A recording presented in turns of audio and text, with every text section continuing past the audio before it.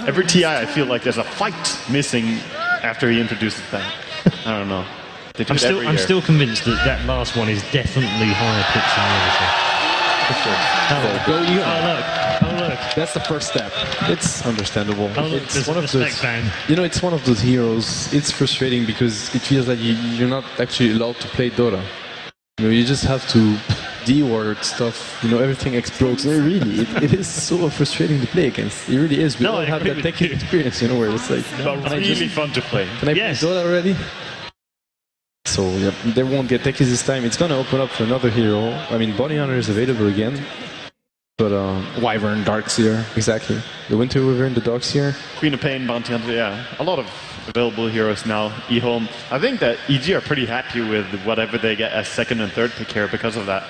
It would be interesting to know which team had to choose between first pick and side, because I feel like first pick was key for both teams in that regard. I mean, EHOME probably wanted the first pick to be able to ban the techies without giving away a hero that seemed important for them, because EG were forced to ban the Leshrac and the Gyro. As we said, they probably identified the Gyro as one of EHOME's key heroes. Okay, they actually do it. I was thinking, after the Wyvern first pick here, are they gonna steal the Darkseer or not? Because EHOME, they do wonders with Darkseer Winter Wyvern combination. This Darkseer pick, sure, Universe might be happy to play it as well, but this feels like 100% a block pick. And the replacement is Phoenix. Still doable, yeah. Indeed, but we also have one of the best Darkseer player in the Dota 2 scene, which is Universe, and it's also his favorite hero, so I think it's completely fine from them to grab it. The same goes for the Bounty Hunter. AUI is an extremely good Bounty Hunter. I really like this opening from PPD.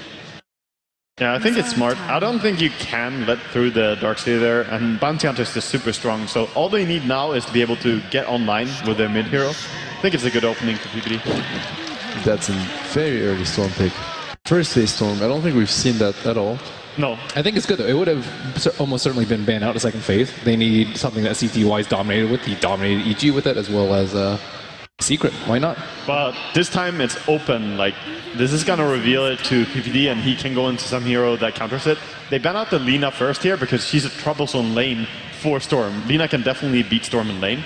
But I think there's also like Silencer, there's Night Stalker, there are a few heroes that work really well against those. Especially because Sumail is very known for his Storm as well, so he probably also knows how to counter it. Yeah, and in the second phase, EG is going to ban a hero and going to pick Lina. So if you want to get the Storm, you're probably not going to get it there. What are you doing? So, I mean, picking up here is just to make sure that they actually block the pick from EG as well. Are they going to ban anti-mage?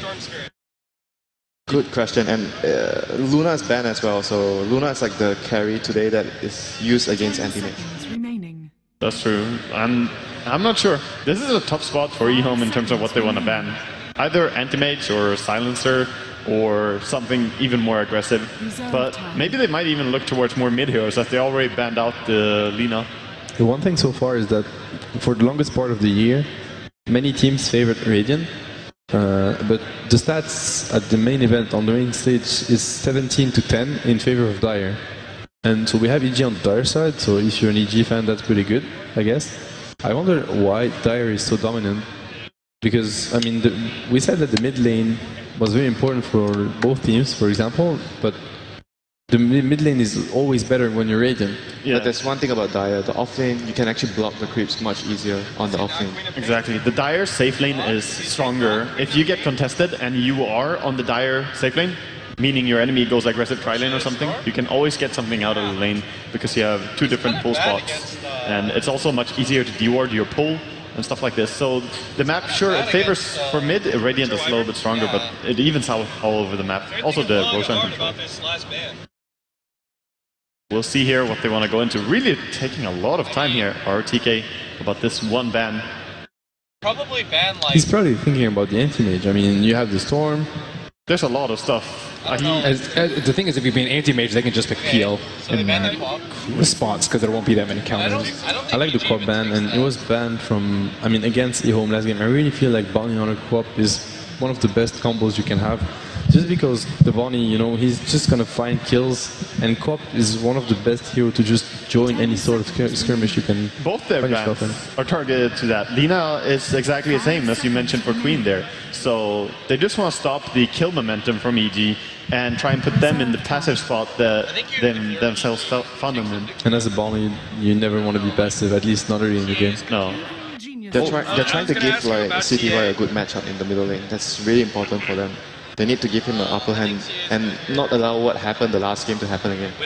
They ban out Antimage themselves CG here, and they're probably thinking about taking PL or something along that line after banning AM.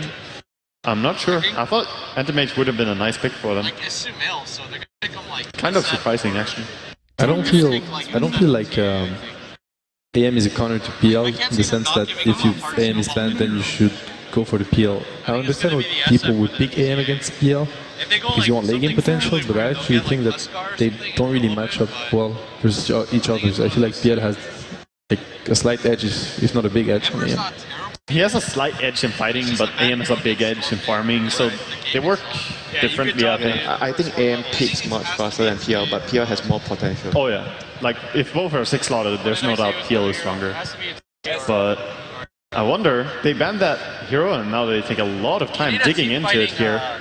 I wonder if EG are gonna pull out the silencer as well. We have seen it previously today. It's super good for disjointing the initiation, and Storm might be left alone if you time it correctly. Yeah, and especially in this game, EHOME might actually want to go for the Phoenix, so the silencer could be a pickup that EG could use against that. But they have no jump though. Like if you have silencer, you want to jump so you can, like, you know, zip in with Storm and then silence, or, you know, blink stun with Sand King. I mean, I feel it works both ways, honestly, because when you play Silencer, what's good against Silencer is reliable initiation, and Storm is actually a very good hero versus Silencer. A Storm with an early Orchid and their Silencer is really useless because it's just going to get jumped on and it's going to die before anything happens. I think it goes a bit both ways with the Storm versus Silencer matchup. Especially as they have their 2 supports picked already now with Spirit Breaker and Bounty Hunter and Darkseer picked in the pool, so it kind of has to be a support Spirit Breaker. And because of that, like a core Silencer struggles against Storm, that's true in a sense. But they can also counter each other. It really depends on who has the vision first. That's a very, very early pick. I mean, this Spirit Breaker pick from EG is very strange because, as you mentioned, they have 2 support heroes that pretty much do the same. I'd say they're both like melee heroes that wants to look for early fights, early skirmishes, early ganks. I'm not a huge fan of Spirit Breaker Bounty picked together like this when they are both support. So if this is an offlane Darkseer indeed, which it kind of has to be, then I think it's a little bit weird. I mean, mid Darkseer is sometimes viable, but one of the best heroes to have versus mid Darkseer is Storm. So it's definitely not what they're going for. Yeah, but the thing is, like, if you have Bounty and Spirit Breaker on the same team, even though it's double melee support, it gives your middle lane a lot of advantage because the opponent has to be very careful. It's a lot of pressure that you don't see, you know, in the game, and it's going to give your mid laner an advantage in CSing. Hey, EG, you have 3 melee heroes. I'm glad that's not. Stacking. Phoenix, I think, is looking up to be a really good pick for EHOME. It really does. Oh, exciting. Good to see Windrunner picked up here. And I'm not sure why. We'll talk about it. I mean, a lot of mid players love playing this. It's strong against Storm as well. It can outlane the Storm, definitely. So it's pretty hard to trade Harass because she can pop an early win run on that. But I'm not sure if it's going to be a fully effective pick. Only the 4th time in TI5. Yeah, not given a lot of love, and she is strong. She has been played a lot before TI as well in different games. So, but the thing is, like, people view like Cold Embrace a very good way of dealing with Pokemon. Yeah, exactly. That's what I was wondering. So it's a little weird, but I think I have to agree with Seb. It's maybe mostly for the laning, probably, just so that Storm has a hard time in the lane. Her power shot works pretty well with the charge as well. Even if she's far away, she can help out the Spirit Breaker when he charges in. And I don't know, they just want aggressive heroes that can come online and start fighting. If they have Bounty Hunter and Spirit Breaker, that's their only hope. They have to play towards that. For EHOME right now, they're looking much more balanced. They have decent team fight, arguably same level of team fight, I think, with the Death Ward and Winter Wyvern against the Darkseer. It's pretty similar. I feel like they have no answer whatsoever to the late game potential of PL so far. No. So this is a game where they need to completely dominate EHOME, and if they don't, it's gonna be very tough for them. Do you think they will go for Clinks and just go all in early game with the bounty and Spirit Breaker and just keep fighting? That could be the play. Yeah. They need a self-sufficient safe laner, that's for sure, because the Bonnie and the Spirit Breaker are going to be roaming around mid and on Barca lane, I would assume. So Fear is going to be left by himself most of the time. I mean, Clinks is definitely alright in that regard. And that's also why they ban Clockwork. Probably Clockwork is one of those offlane heroes that pressures, that can have killing potential one-on-one. Darkseer is already taken, so there aren't many like very strong offlane heroes left. Makes the most sense, Yeah. definitely. And And EG love playing things as well, so I would definitely be surprised to see him pick anything else than it. Thinking about the heroes available, Ember banned out, the anti-mage banned out themselves, Luna removes. I think it's a hero that's actually quite bad versus PL, at least. Yeah, that's one big problem I have with Clinks is like they have no solution for a PO. So the whole game they're going to feel like, okay, we have to shut them down. We're on a timeline.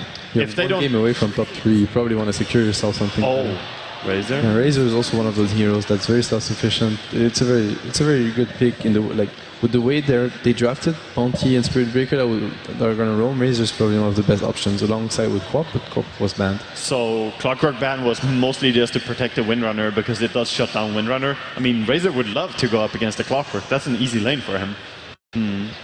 I don't really like the overall look of EG's draft. I think it is sort of an all-in. Your late game is not really that good. Your team fight is not superior to EHOME right now. And your ganking, while it's decent, it's also not that good. It's a very mixed draft. It's a snowball pick. Yeah. It really is. They need early momentum or they're really in a tough spot. EHOME, gotta go for the bird. That's a great pickup. I can't believe that didn't get banned out. Yeah, I After think the first pick Wyvern. it's stronger than Clockwork. I would have much preferred to ban that out if I were EG over Clock. Okay. We are about to head into our third and final game of the night and of the semi-final of the upper bracket. Evil Geniuses versus EHOME for a place in the upper bracket final. That's right, a lot on the line here with this last game of the night, Game 3 between Evil Geniuses and EHOME. Blitz!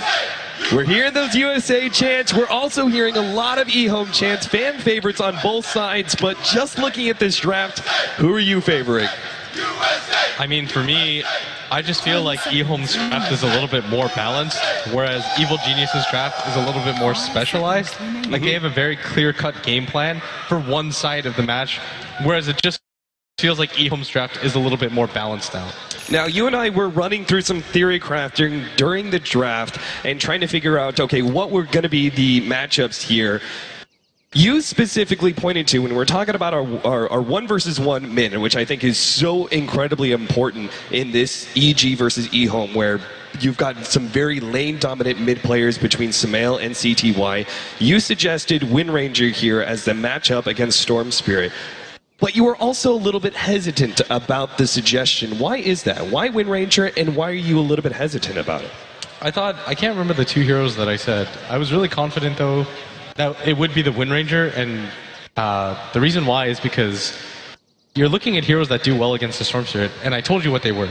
It was going to be the Queen of Pain, the Leshrac, and like the Shadow Fiend. That's another hero I thought it could be. Templar Assassin was another suggestion. Yeah, but I thought the Windranger was most likely just because it does really well against a Storm. Like, Storm can't kill her under any circumstance unless Sumail just horribly gets outplayed. Like, he has to waste the win run. And if you're playing Storm, you probably get 2 in Remnant, so that means you have 0 in Pull, so the Windranger just walks across the map, can't really do anything about it. And further than that, it's just that the Shackle Shot destroys Storm. Oftentimes, he's waiting behind heroes, there's heroes following in after him, really easy Shackle target. But the reason I was so concerned about it is because when you decide to focus fire somebody, Winter Wyvern just cold embraces. Yeah, it's a straight up instant counter. So in that way, it's sort of like Evil Geniuses are prioritizing the 1 versus 1 mid lane matchup and trying to make sure that Sumail gets a matchup that he can definitely win against CTY and really start snowballing over the fact that there is going to be that direct counter from the Winter Wyvern. Yeah, exactly. And I mean, we talked about the Razor pick. They just needed a hero that was incredibly tanky in the laning phase. But interestingly enough, you brought up the point that you could probably see a Phoenix here. And why did you think that, actually? So the Phoenix, for me, as an offlaner, I feel like despite the fact that a Wind Ranger is there, and Wind Ranger is definitely an incredibly strong hero against the Phoenix Egg in particular, and also the last pick Razor, any sort of range hero is going to be strong versus it. I still felt like the Phoenix is an incredibly strong counter to the Darkseer and just because of the vacuum grouping mechanism and then the wall on top. It's similar to Tombstone, where you want to be able to fight around that, but at the same time, if there's the counter there, the Phoenix Egg, you set up sort of your own turret on the side of EHOME and say, you know, this battlefield isn't necessarily yours. Just because you have the wall there, we too also have the egg, which you're either going to have to focus down or, you know, try and get out of that area, in which case the wall's ineffective. I'm still concerned, though. The Razor and the Wind Ranger both have some pretty decent attack speed. The rest of the heroes, though, very obviously are not going to have a whole lot of opportunity to go for the egg. Melee heroes, not really right-click centric. I feel like EHOME had the right choice in the Phoenix, but they're definitely going to have to focus their disables on the Wind Ranger when they pop it. Yeah, and I think we saw EHOME run this combination, almost this exact same lineup against, I believe it was Secret. They had CTY playing the Storm, they had the Phoenix Winter Wyvern combo, and you know, we saw them mess up with it in the beginning, but as the game grew on, it seemed like they got more comfortable with the combination, and it seems like this is their pocket pick. The Storm, Winter Wyvern, Phoenix combo. You have to focus so much on killing the egg, then you've got to deal with the Winter's Curse, and then you've got the Storm that you pretty much have to ignore while you kill the egg. So I think it's a really neat combination that pretty much shores up all the weaknesses. And yeah, if they get a Winter's Curse on the Wind Ranger and happen to catch the Razor in that AoE as well, the Phoenix Egg all but guaranteed to explode at that point. Yeah, exactly. And I mean, I'm just happy to see another Storm game. Haha. It's like they pick it every single time I'm casting. AUI.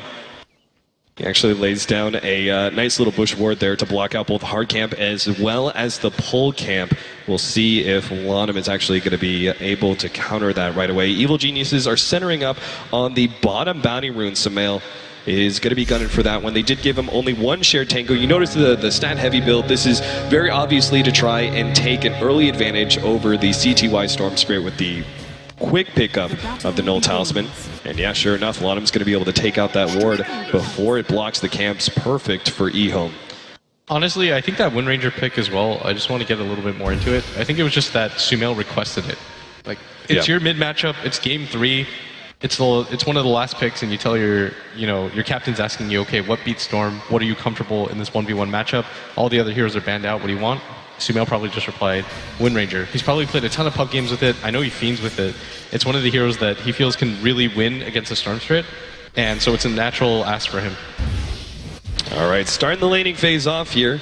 Sumail and CTY going to be facing up against each other, but let's talk about our offlaners here, since we focused on mid quite a bit. The Universe is going to be playing the Darkseer, already spamming out that double Ion Shell. In fact, he's got AUI who's going to be joining him as well. This is a good opportunity for them to get easy damage, especially on those supports, putting the Ion Shell on the invisible roaming bounty hunter. Very dangerous situation, but ROTK has a relatively easy lane of his own as the Phoenix offlane against a support Spirit Breaker and the Razor who's farming up.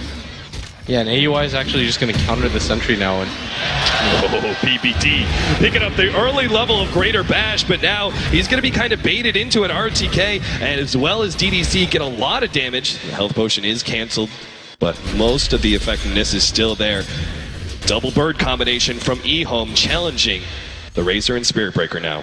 It's really hard to beat this lane just because they have so much harass potential, and the Arctic Burn is such a cheap spell, and it's one of the ones that is going to be hard to deal with, and this is why you pick the Razor with the Spirit Breaker. It's kind of an obvious pick because when you have really weak lanes, you need a hero that's really self-sufficient in the lane, and that's what the Razor is there for. He shores up the weaknesses of having a Spirit Breaker as your support, because if he charges somebody, then you can just use the static link, suck up a lot of damage, and also there's a really neat combination where you cold embrace somebody, and then Fear just continues to drain their damage. Right. PPD finds the illusion rune. CTY is dropping a bit of CS against Sumail, kind of be expected at this point. 11-1 on Sumail compared to CTY's 7-1. AUI is trying to rotate in and take away that courier, but I'm sure both teams experienced enough that they're not going to rotate the courier in until it's flying. So instead, AUI is actually going to head up to the top lane here. The charge is coming in on DDC. They're really wanting to fight this one. AUI goes onto ROTK. They're trying to threaten both of these heroes at the same time. ROTK does not have a charge here, and for another 5 seconds puts himself in the trees, but PPD locked on, gets that first blood, and now maybe they're going to go for a second one. DDC does not have his Arctic burn anymore. AUI is searching for that opening. Evil Geniuses are a bit low. AUI going for it now. Starts the right click battle. They also have the Spirit Breaker illusion that's coming in. DDC frantically trying to eat through the trees, but doesn't have enough. Cold Embrace is popped, and AUI realizes now is the time to retreat. With a Cold Embrace there, DDC bought himself enough time. Yeah, and he's still just causing a lot of destruction on the map, and then First Blood's going to help this top lane a lot because it's just going to make ROTK play a lot more carefully. And when you're running dual lanes like this, it's incredibly hard for EHOME to counter the Wind Ranger mid. Like, ideally, you would like to send the Winter Wyvern there just to help the Storm Spirit out a little bit to make this lane okay for him, but because you're running dual lanes, you sent the Bounty Hunter originally bottom, it opens up the map for Fear a little bit more, and it helps Sumail a lot in this mid lane. Starkseer is having a great time at the bottom lane. Universe is 15-0, and YJ has burned through most of his consumables. In fact, he had to bring himself a bottle just to help stay alive now. This is really going to help out. They're going to go for Universe. Oh, the cast bounce back to him. Universe is not going to get that much effectiveness out of the Surge, but it's still enough. He's going to pop the health potion, which will be canceled now by the Lance from YJ. And he actually wants to go for the bottom bounty rune, but AUI trying to pick it up ahead of CTY. Is not there in time. The charge is actually coming out here, but PPD will certainly cancel it. Regeneration now for CTY. What a rune pickup.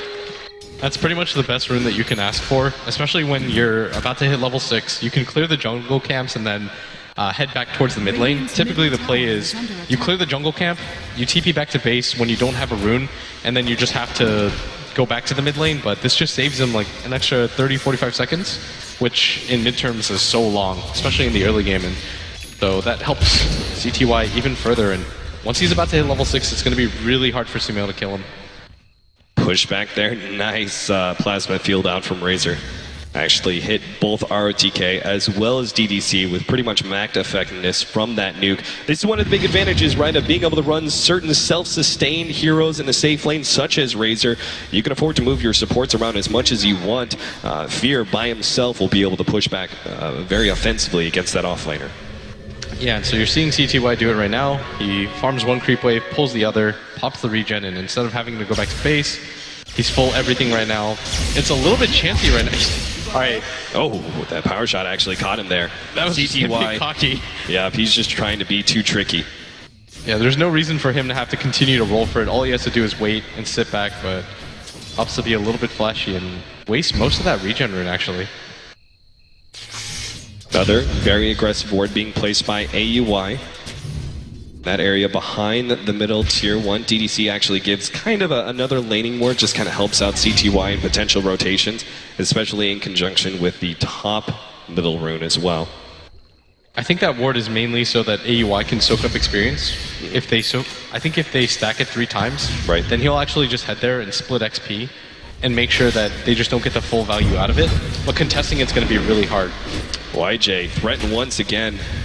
It's running through these bottle charges pretty quickly. AUI came in, did some damage there with the Janata hit, plus they had the Ion Shell harassing him. They do see the stack that you're talking about.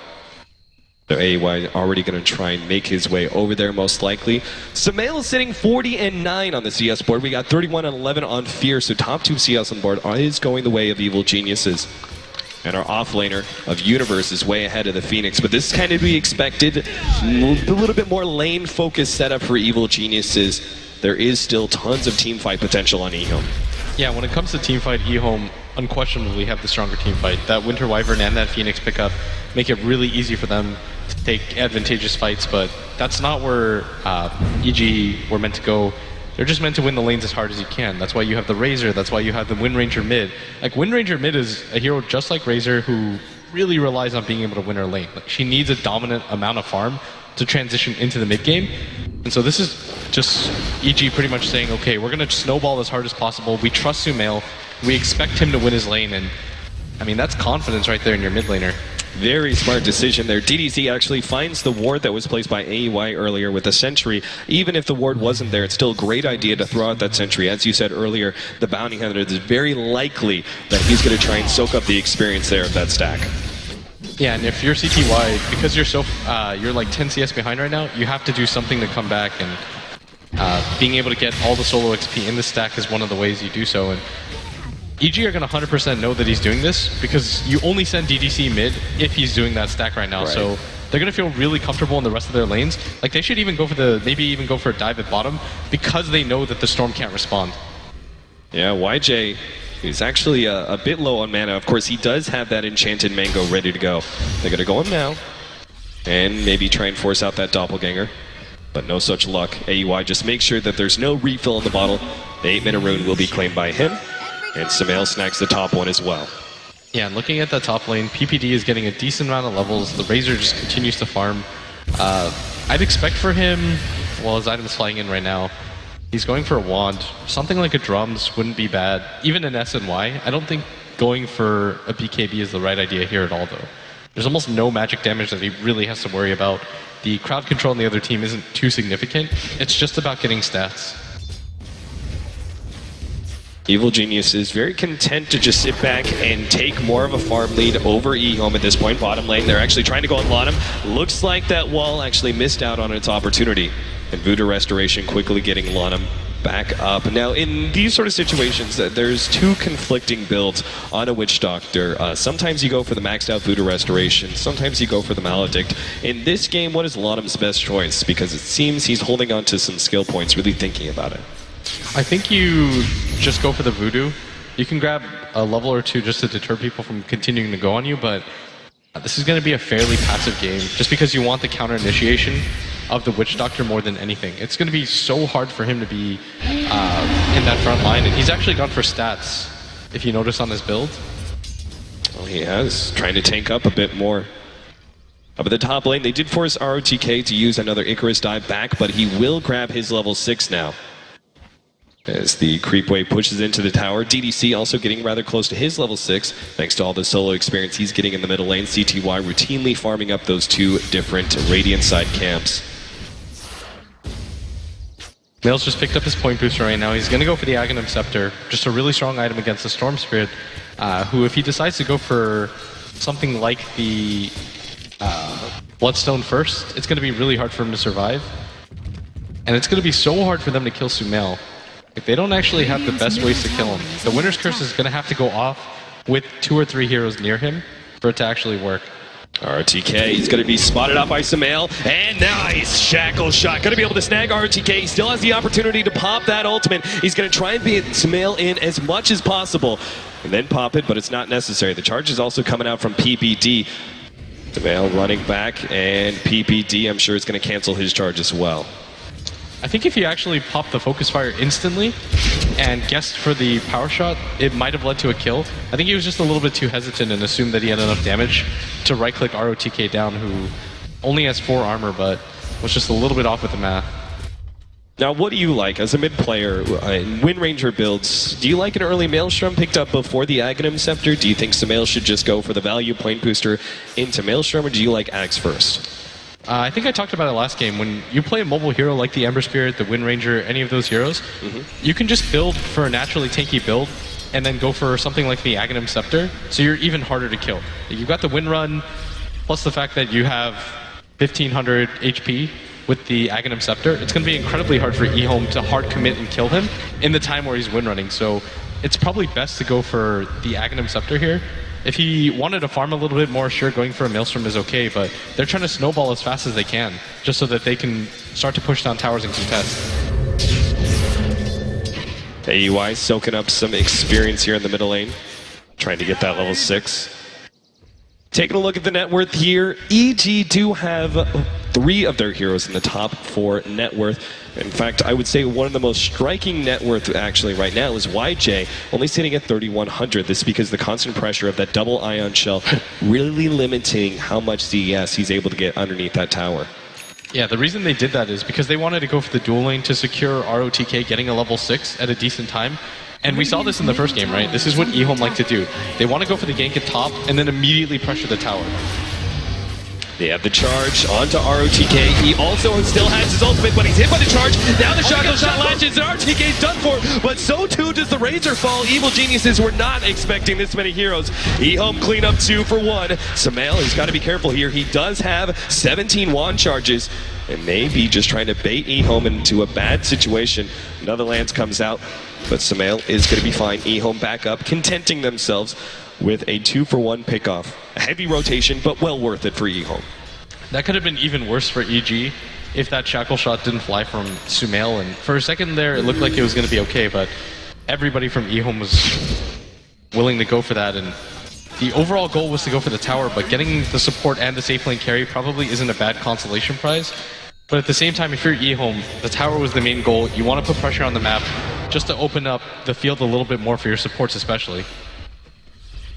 Is this a smoke up? Yep, sure enough. PPD and Sumail will make their rotation into the enemy jungle here.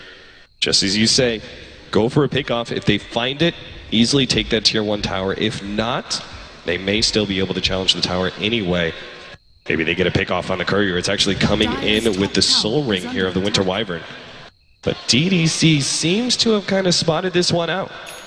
Yeah, they know he's just running it really low, and this is why you send the support to the bottom lane, because if he gets ganked, it's only a support that you're really committing for, and you can rotate in heroes as you go, but if you send a core down there, it's well worth it for EG to go for the dive, but because it's just a Winter Wyvern, EG are a little bit conflicted right now. They're like, if we die for this, it's a Winter Wyvern, he's level 6, he could just start the turnaround, it's probably too unsafe, so it makes it really difficult for EG to maneuver.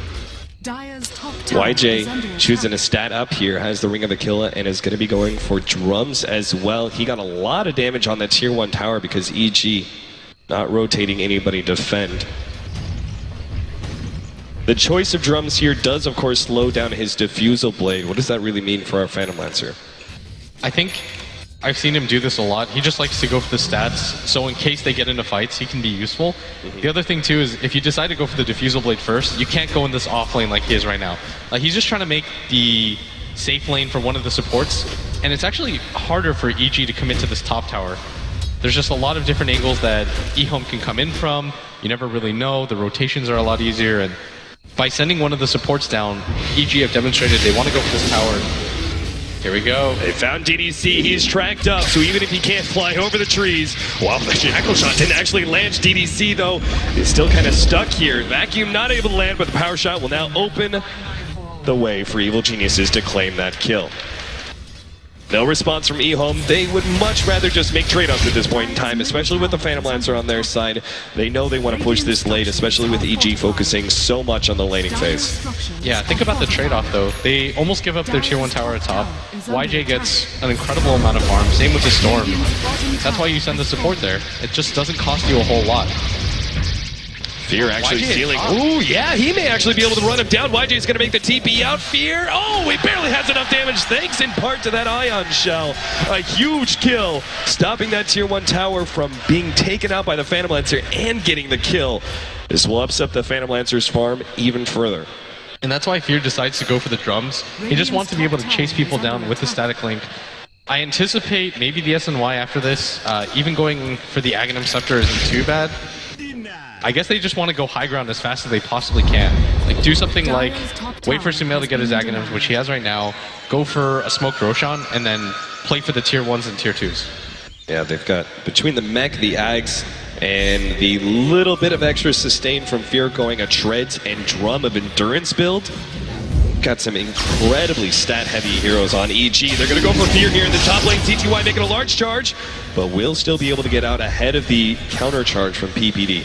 Yeah, that was a little bit too Sumail latched it. Lana in some trouble, is going to go down to straight up focus fire. DDC is here, but chooses not to pop the Winter's Curse, thinking that his allies were perhaps just a bit too far away. Sumail getting another solo kill. I mean, you have to be so careful against the Aghanim Scepter Wind Ranger. She's always liable to kill you in a one-on-one situation. The Witch Doctor just didn't respect her enough. Right now, things are a little bit scary for EHOME because they've lost a lot of map control, and a large part of that comes down to the fact that the Phantom Lancer dies solo to the Razor at top. meaning they have to devote at least one hero down here to help him out, but you don't want to do that if you're EHOME. You want to split up the map and help CTY gank. AUI, cheeky little bugger that he is, just uses the shuriken toss to steal that big creep from the hard camp, as well as bounce it over to the Phoenix. Now he's going to move over to YJ, getting some extra damage on him with the Ion Shell. It's Janata on top. The shuriken actually dodged there, thanks to the Doppelganger. But they still keep the track on YJ. And even if he knows that there aren't necessarily a whole lot of heroes in this bottom lane, knowing that the enemy always has vision on you does have that kind of passive pressure, really limiting your options and how forward you want to play this. CTY is looking for an opening here in the middle lane. RTK and DDC both ready to fly over the cliff and engage on Evil Genius's Samael. Are they going to be baited into this here? One clip goes off, and sure enough, here comes the Winter's Curse on its way. Going to be laid down on its Samael. Perfect timing now. RTK ready to go with the Supernova. There goes a nice vacuum wall combination. CTY is actually going to be forced back. Samael may go down to the Maledict, but it doesn't seem to be enough damage. RTK's egg explodes, but none of EG are caught by that one, and that tower actually goes the way of EG. Creeps took it out. That's got to be a big win for EG, losing no one there to the engagement of EHOME. I thought for sure they would win that fight, but a beautiful vacuum for Universe kind of upset everything. I mean, Universe landing that vacuum wall pretty much forces EHOME back, and this is probably going to mean Roshan for certain. EG know that all of the spells that they have to worry about in that pit fight are gone. Winter's Curse has an incredibly long cooldown, 68 seconds left on it. The Phoenix egg is the same. I mean, a full minute where they have time to take pressure on the map, and I think Roshan is probably the best objective that you can go for at this point if they want to. Oh yeah, particularly with the double damage picked up by Samael. I mean, that's just begging for a Rosh. Yeah, whether or not they decide to go for it, though, is a different story. They could just decide to go for this bottom tower, but Roshan, 100% the better option here, and this is what I'm talking about. EG, they're just trying to snowball as hard as possible. Cass bouncing around. PPD actually going to make his charge over to Roshan. Bloodstone's now finished up by CTY though, and this could get dangerous as Evil Geniuses start pushing in. If they make one fatal mistake when they're aggressively pushing down these towers, CTY will start that snowball a-rolling. So now that they have the Aegis, they've got a Blink Dagger on Universe. It's a pretty decent idea to just go for a straight up push and bait the two core heroes forward, and then just have Universe not reveal the Blink Dagger yet, but probably push one lane up at top and then start heading down. And if anything, you probably want to go for that bottom tower just because it's so much more open and easier to access. So Universe sends that Ion Shell forward. You always want to push the lane. There's no reason to just give the tower free hits and free pressure, and so he can rotate down now. He's going to start blinking over, and the rest of the heroes are going to join him. Now, I'm a little bit concerned here. RTK is actually going for a mech. Phoenix does not have a whole lot of extra mana to play with in these early levels. Just the mech by itself is going to limit your Fire Spirits and Supernova combo.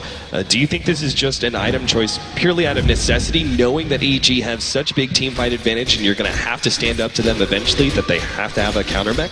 I sort of agree with you that the mech is unnecessary. He's not really going to have the mana pool to cast all of his abilities. He's TPing down right now, and he already only has enough mana for the Supernova. So by going for this, it kind of shows that they do want to get into fights. Nice pickup here. YJ is going to be targeted by Samael, trying to burst him down, but head of that Doppelganger at the same time. Spearbreaker does go down to the Witch Doctor. YJ still going to be run down by Samael. That's a huge trade-off. Evil Genius is happy with that exchange so far, and they're going to look for more. Shackle Shot goes out. CTY managed to bounce himself far enough back that EG will not pursue, particularly with the Fire Spirits on him, but still they traded their hard 5 for a one-position Phantom Lancer. Evil Genius is now going to go for that tier 2 tower in the bottom lane. And usually you're really afraid of the PL at this point in the game because he hasn't been touched, but these ganks, once in a while, are just keeping him on his toes. He doesn't really want to commit for anything, and Samael focus firing down this tower. This tier 2 is going to open up a lot. It's going to be hard for them to Whoa, blink forward, he grabbed RTK! There goes the cold embrace. RTK will live through this one. There's no way EG can threaten him aiming further. Charge comes in. Oh, RTK sneaks one step ahead. Now PBD's going to be threatened. The cast bounce into him. CTY going to pull him back even further. Bond with the vacuum! And the shackle shot! They now go for CTY. Winter's Curse to cancel it, but PBD still gets the kill! Now Fear moves forward with the extra damage he has and chased away the rest of EHOME. PBD on the hunt, but decides to cancel that charge. Evil Genius is playing pretty disciplined. They don't have to continue to go for this, and I don't think they should. They're just going to back off. There's no reason to waste the Aegis at this point, and EHOME want to continue to chase for this because the Storm is about to be alive. He might even decide... Okay, he's actually not going to go for it right now. Ooh, mass initiation coming out from EG between the Blink Dagger pickup of the Wind Ranger, Universe's Darkseer, as well as now the Bounty Hunter. Blink Dagger fairly common on some of these heroes, but all three of them being picked up just goes to show that EG know their time to strike is right now, and they're going to try and push full offense against EHOME. They catch them out as many times as they care to defend those tier 2 towers. They just got to keep going for it and keep getting aggressive. They can go for this mid tier 2, which is pretty easy to go for. EHOME don't have the glyph up, and I think EG know that, so instead of going for the top tier 1, you can just force the issue at this mid tier 2. You've got the Aghanim Scepter real soon on Fear right now. He's actually got it coming to him, so you take the mid tier 2, use the Aegis advantage to take down the tier 1 at top, which is quite low, and then just continue to snowball and look for pickoffs, which is incredibly easy because Sumail's got a Blink Dagger. Aghanim Scepter is going to make it so easy for EG. Push down these towers, both between Fear as well as Sumail. Shackle Shot actually latching there. CTY going to be threatened. He will have enough time to make a ball lightning jump, but he's still charged. He will be able to make a TP. No! BBD gets there in time, and CTY is down for the count. 4 Bloodstone charges is all that's left. That is not a whole lot. I mean, there's not a whole lot of analysis that you need to add there. He needs to be at neutral right now for them to have a really good chance of coming back.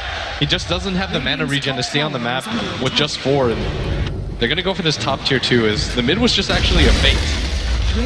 Ooh, quick taking that tower and blinks away ahead of the Fire Spirit. Sumail gets more and more racked up. He's got 3k item choices at this point. Now, Blitz, several item builds. We can still see Maelstrom potentially. There's also builds such as Daedalus or even an early MKB that we've seen from Wind Rangers in the past. I think Deso's really good if you just want to go all-out high ground assault. You've got a Razor with an Aghanim Scepter already. If you just want to commit to going for the high ground, a Deso is a really cheap item that allows you to do so. Right. If not, I think the Daedalus is the next best option. I kind of like the Deso as a unique item, but a lot of people favor the Deso. But I think in this specific game, when you've got a Razor that decided to go for the Ags first. Yeah, you've already got a lot of pushing power by itself. It would rip through the towers like incredibly fast. And it's a cheap item that he can go for. DDC now, he's actually got a quarterstaff in his inventory. Does this mean he's going Orchid as his second item pickup? Yes. You have to. You need something to initiate on Sumail. Okay. You have to force him to go for the BKB more than anything. And if you play it right, you should be able to hit the Wind Ranger on the way over with the Orchid at the same time as the roll, so she has no time to Blink Dagger out or Wind Run. But you have to just force her to get a BKB. She just continues to go damage and you have no way of stopping her. She can just continue to play greedy and go for this build. YJ stalled up his defusal a bit more with the Boots of Travel build, but this will obviously allow him to take advantage of a lot of the 5-manning from EG. Still his biggest concern has got to be PPD, who can always charge him down. Yeah, it's so scary playing against a Spirit Breaker in games like this, especially when you know if Sumail initiates on you, there's a really good chance that the Spirit Breaker's coming at the same time. DDC making that split push happen. The Splinter Blast being spammed out, still gets the TP away. Charge in, bottom lane, Sumail's going to be caught here, pulled back, YJ is there as well. They try and body block Sumail as much as possible. The Shackle Shot doesn't actually latch, but Sumail gets enough space to make the blink away. CTY still in pursuit, but actually runs out of mana. And Sumail, particular with that haste rune, is able to get away, and if EHOME aren't careful, they're going to be turned around on, if anything. They just can't kill him right now. This is really significant because that was a smoke gank, which they committed their hard carry to, and they still couldn't bring down Sumail. And he's just been an absolute nightmare for them this game because they can't really deal with him, but it's not even him that's the issue right now because Fear's got almost just as much net worth. He's only 3k far behind, and he's playing a Razor who is naturally hard to take down. And the reason why he's going for the Orchid is because EG have no reason to go for BKBs. There's just no disables on the side of EHOME right now. You gotta force inefficient item choices from EG. Oh, Sumail gonna find another one. Lonham's done for. He makes quick work of that Witch Doctor with the double damage focus fire. That 5 hits or something? Yeah. There's the mech finally from ROTK, but seems like perhaps it's just a bit too late. EG very clearly still have the team fight dominance, unless there's just amazing Winter Wyvern Phoenix combination. That's really what EHOME are banking on right now, but they're losing so much ground. Tier 2 tower, the top lane, already being brought down to 400 HP. Every single time they have to commit at least 3 heroes up to that top lane to defend, and immediately there's going to be some sort of response from EG. They're farming up the enemy jungle, they're pushing in middle lane. They're just all around going to be farming much more efficiently than EHOME. Oh, this is so smart from Sumail. Instead of going for a Deso or a Daedalus, he goes to the Orchid because he notices that the Storm has an Oblivion Staff. Right. So that means no Yule Scepter, no BKB, and at the same time it works wonders against ROTK. Yeah, absolutely. I mean, it's going to be a great pickoff against Phantom Lancer as well. I mean, all 3 of the cores are going to be threatened by an Orchid pickup like this, and it's going to come as a complete surprise. They won't even really be able to itemize it against it just because Sumail bought it in one quick go. Yeah, he didn't really show it off or anything like that, and that's why he was saving so much of his money, just to try to decide what he wanted to go for. But EG, the reason why they're not really doing anything is because they don't have to. They have complete map control. Just wait for the next Aegis. There's nothing else to wait for. And while we wait for the next Roshan, let's take a look at that net worth chart. 14, now 15,000 lead for EG, 14,000 experience. Items just keep being racked in for EG. They've got a Shiva's being built now for Universe. What I see about these item builds, though, from EG, I mean, EHOME still very much have a shot in this game because EG are basically doubling down on the first 35 minutes of the game with every single one of their item choices. The Orchid in particular says that to me. I have an advantage. I'm going to build that advantage even further instead of itemizing late game. DDT almost getting picked off. Reacting will be enough to be able to finish him. The Orchid being placed on CTY, but EG do not want to be running through that wall unless PPD comes in through the side. He's looking for the Blink Shackle. Grabs it. Oh, and he grabs both, but EG not able to capitalize on that one. Can't dive past that tier 2 tower. Still very disciplined play by them. Knowing, especially since they're trying to double down on their advantage and dominate the first 35 minutes of the game, they cannot afford to make a dive and lose a team fight. Yeah, but they've got so much map vision control right now, it's really hard for EHOME to be able to do anything about this. If you just take a look at EHOME's vision right now, it's so limited. It's so dark on the map for them. It's actually unbelievable, and EG have all the map control in the world, so they can just go for those dives, and EHOME have no idea that they're coming. Like, EG could be doing Roshan 6 times over, and EHOME would just have no idea right now. They can't afford to take a bad fight because it's not them with the Bounty Hunter this game around. Now, here's a player that you don't normally talk about item choices, especially in the first 30 minutes of the game. PPD is known especially for the EG playstyle. He is a hard 5 support, but this game, he's actually getting a decent amount of farm. He's got 2,300 gold he's holding on to. He could have gone for the Glimmer Cape if he wanted. Do you think there's another item he has in mind? You could just go for the straight Shadow Blade at this point if you feel like it. It's probably not too bad just for the damage that you'd be able to give off, but I mean, we've talked a lot about EG's chances, but EHOME, what they have to do right now to come back into this game, play smart, play defensive, don't leave your base. It's still a really powerful combination. The Egg plus the Winter's Curse, like, they can still do this. And absolutely. They have 2 of the hardest hitting carries in the late game. Storm Spirit and a Phantom Lancer. They could still feasibly do this, but their fight combination would have to be perfect. All right, PPD, instead of going for the more pickup-oriented Shadow Blade or even maybe Magic Immunity and BKB, he actually chooses Vlad's instead, trying to optimize the team fight potential of EG, giving those ranged heroes now a lifesteal. Yeah, they're just going to head down mid. They've got the Aghanim Scepter, level 3 ultimates on both their cores that need it. You've got a Shiva's Guard coming in for Universe, and at the same time, EG, I think, know that EHOME don't have their glyph. EHOME actually use it to try to save that tier 2 tower top, so this might just be a really easy push for them. Double gems, Winter Wyvern as well as Bounty Hunter. They both pick up a gem, knowing how important the map vision is right now. Sumail actually had a shackle there earlier on the Phantom Lancer, but it was just 2 illusions. Looks like AUI is going to be building into the medallion, going for the Solar Crest later on into the game. We have Fear, who's actually going to be building for an Assault Cuirass now, since the Shiva is being built on Universe. I'm saying being built. He's almost got it, 50 gold. Have that one in his inventory. At that point in time, the initiation, despite the fact that like you look at their heroes and none of those heroes really say like gigantic amount of teamfight initiation. There's no like Earthshaker or something like that. It's primarily the Darkseer, but there's not much follow-up. That being said, they built so much initiation with their gigantic net worth that it's going to be tough for EHOME to be able to stand up against that. Yeah, Blink in Shiva's vacuum wall. I mean, it's going to be rough, but they just have to stay split. And I think CTY is actually going for...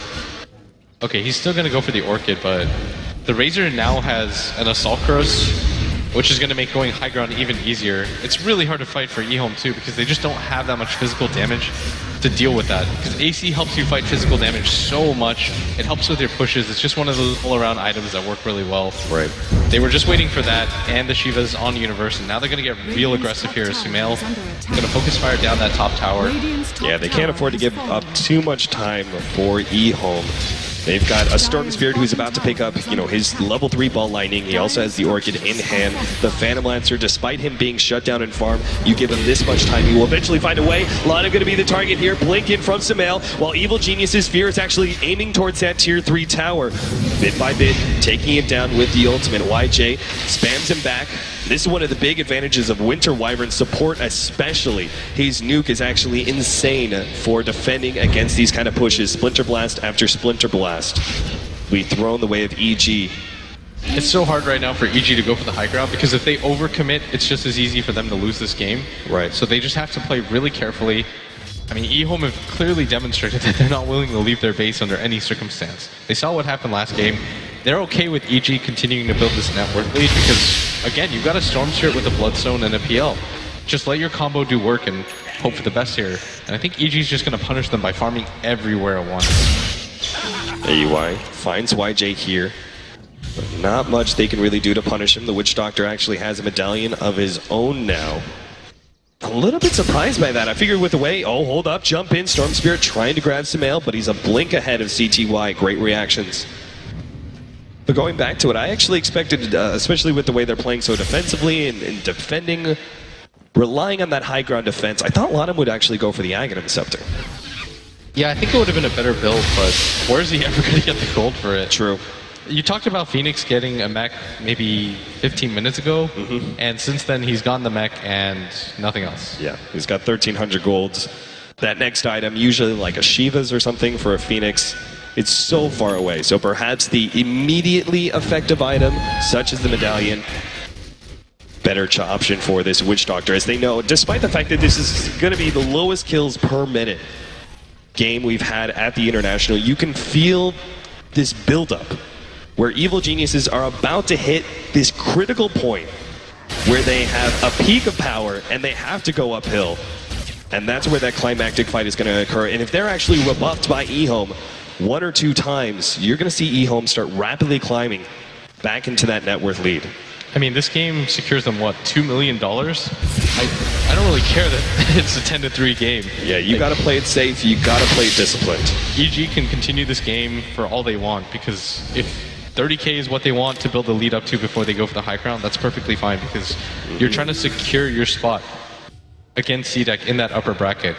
So EG, I mean, they've seen other teams in this tournament blow these types of leads, and 20k is no laughing matter, but still, you can even extend it further. Like, there's still room to grow for EG if they want. I love this.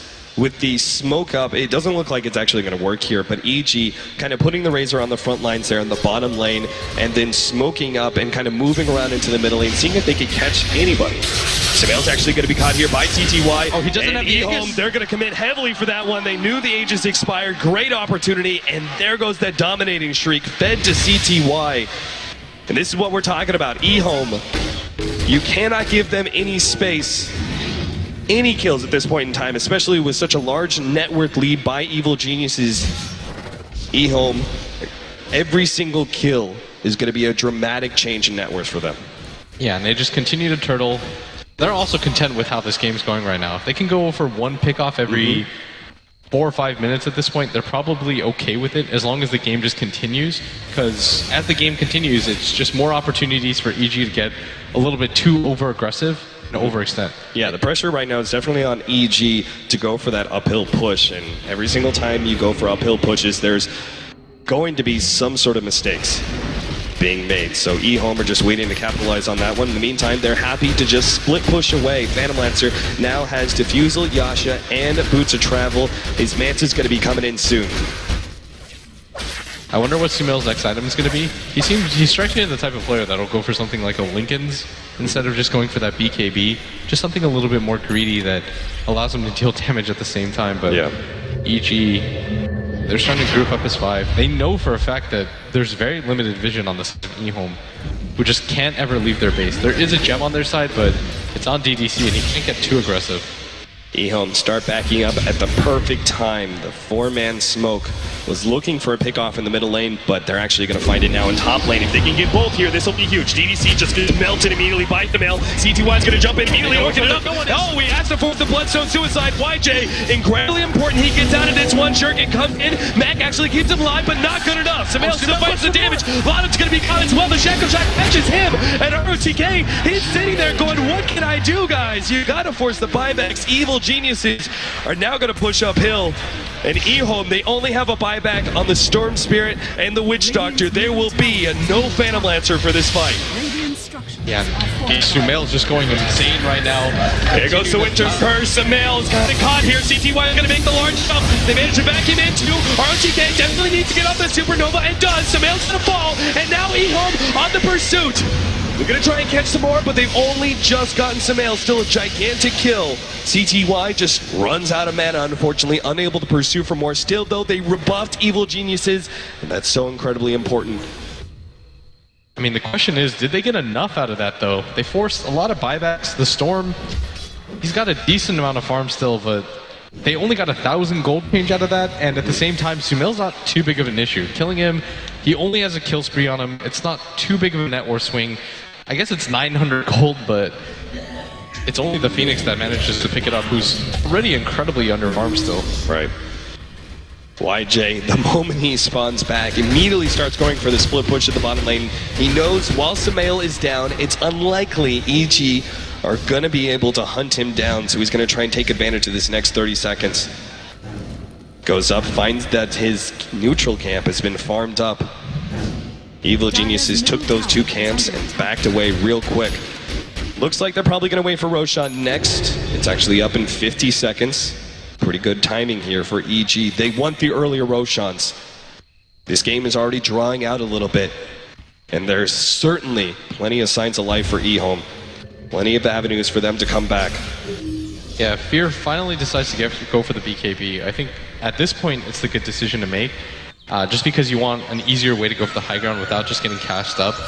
And now you can drop one of your items for the cheese, and this Roshan is going to be so important for them because Sumail just keeps getting isolated out, and it does so much damage to him when he gets Winner's Cursed at the same time when the Storm jumps for him. He even played that perfectly. I think he win ran as he got initiated on. Yep. So the Winner's Curse didn't really do anything, but it was just that he was locked up for so long.